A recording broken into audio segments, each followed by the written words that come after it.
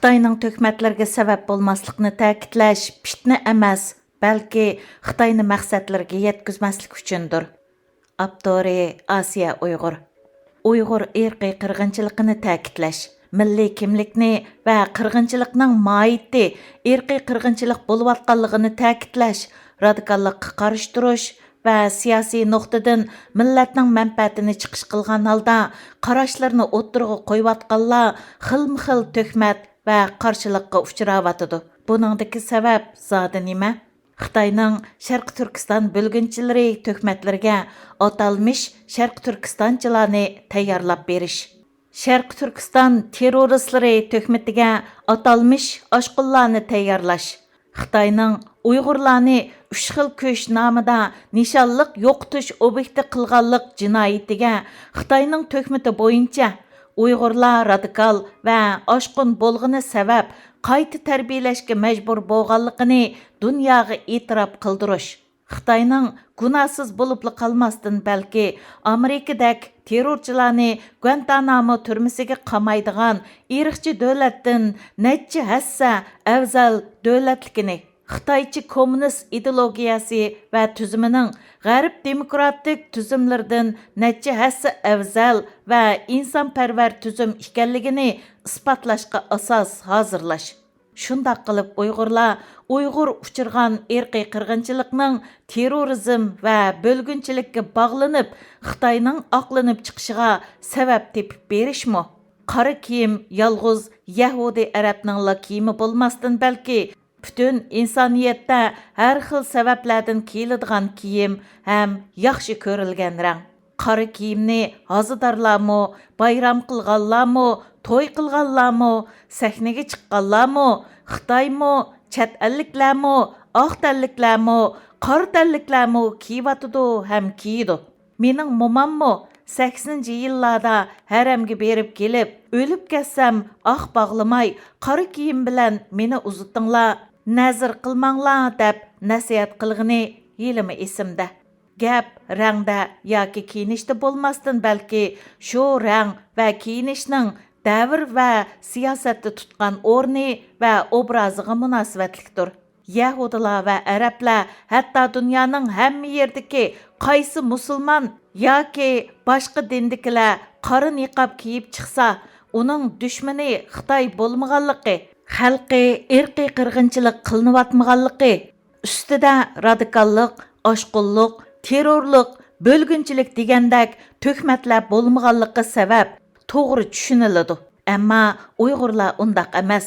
Uyg'urning ustida irqiy qirg'inchilik bo'layotidi. Irqiy qirg'inchilikqa sabab qilingan birdan-bir omil dal mushu la'nati 3 xil kuch.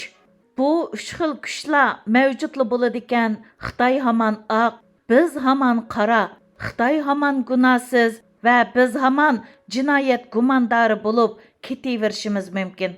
Xitoyning xalqaro jamiyatning Uyg'ur irqiy qirg'inchiligini vatanimizga ixtiyoriy berib tekshirishiga yo'l qo'ymasligidagi sabablarning biri bu jinoyatlarning oshkorlanib ketishidan ansirash bo'lsa, yana bir sababi bu ishni radikallik va oshqunlikqa bog'lab, bu masalalarni hal qilishni bir davlatning ichki ishi deb burmilab, irqiy qirg'inchilikni davlatning ichki ishiga aylantirib, mas'uliyatdan o'zini tortishdir. Xalqarada irqiy qirg'inchilikqa cheklim qo'yilgandek, bir davlatning ichki ishiga aralashishmi egilik huquqini qo'g'dash nomida cheklangan. Xitoy bugun dal bu nuqtada irqiy qirg'inchilikni terrorlikqa bog'lab, 3 xil kuchni bahona qilib, o'zini yo'lliq ko'rsatyotidi. Xitoyning o'tgan yillardan beri ustimizda e'lon qilayotgan har bir bayonotlari va oqtoshliq kitoblarini birma-bir varaqlaydigan bo'lsaqlar, Uyg'urlarni faqat 3 xil kuchga bog'lagandilar Xitoyning xalqaro terrorizmga qarshi turish ko'rishida dunyo bilan ittifoqdosh bo'ladiganligini, bu ittifoqdoshlikning o'tgan 20-30 yilda bizni hatto o'z qarindoshlarimizning dindoshlarimizning esdashligidanmi mahrum qoldirib qolmasdan dunyoning nazaridan yo'qotganligini ko'rib olaymiz. Qaraydigan bo'lsak, üstümizge 3 xil kuch töhmeti artılgandan tartib, irqiy qirg'inchilik qiling'icha biz izchil, radikal, ashqun va terrorchi, bölgünchi töhmetleri bilan qarlanib keldik. Ötkende Afganistan'da Uyghur terrorchi gruppalarını yasap çıkmakçı bolğan Xitaylarning Amerika tarafından aşkarlanıp qalğanlığı haqqında xabarlarning sababimi taki bugungacha Xitoyning bizni xalqaro terrorizmga bag'lashdan texi voz kechmaganligining po'latdak isbotidir.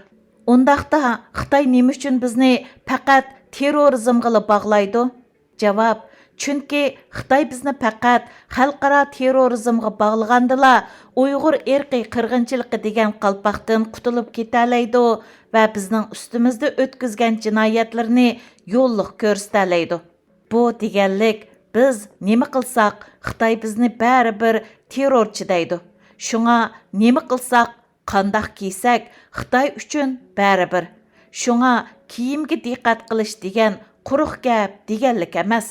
Xitoy bizni xalqaro terrorlikqa bag'lash uchun cho'qim nurg'unlagan isbotlarni to'plashi va xalqaroga ko'rsatishi kerak. Uning isboti uchun material manbasi dal biz chet ellardagi Uyg'urlarni ideyasi, ko'z qarshi, yurish turishi, dunyo qarshi, qisqasi dunyo qarshi turayotgan radikal ideyalarga tutgan muomala qatorliqlar.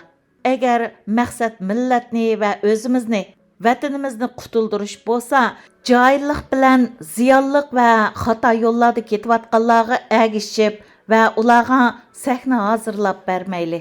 To'g'ri yo'lni tashabbus qilayotgan, siyosatni va vaziyatni biladigan Uyg'ur olim, ziyoli va diniy ulamo ustozlarning millatning hayot mamoti uchun o'z shaxsiyatingizdagi oshqunliqlardan yiroq turishingizning muvofiqligi haqidagi nasihatlarga quloq solayli. Mavhum kimlik bilan orda fitna terayotgan yozmalarga aql va tafakkur bilan muomala qilib, har vaqt vatanda Xitoy turmalarida Xitoyning to'mir tapini ostida jismi va g'ururi dafsanda qilinayotgan millionlagan Uyg'urni qutuldirishga kuchimiz yetmagandimi, ularning o'limiga, zulm chekishiga sabab bo'lib qolmaslikqa, Xitoy bilan bir safda o'z millatimizning qotili bo'lib qolmaslikqa tirishaylik. Bir jonni qutuldirish savob, million Uyg'urning hayotini qutuldirishni mo'yim bilmagan insonning jannatga kiralishi natayin. 2021 yili 26 aprel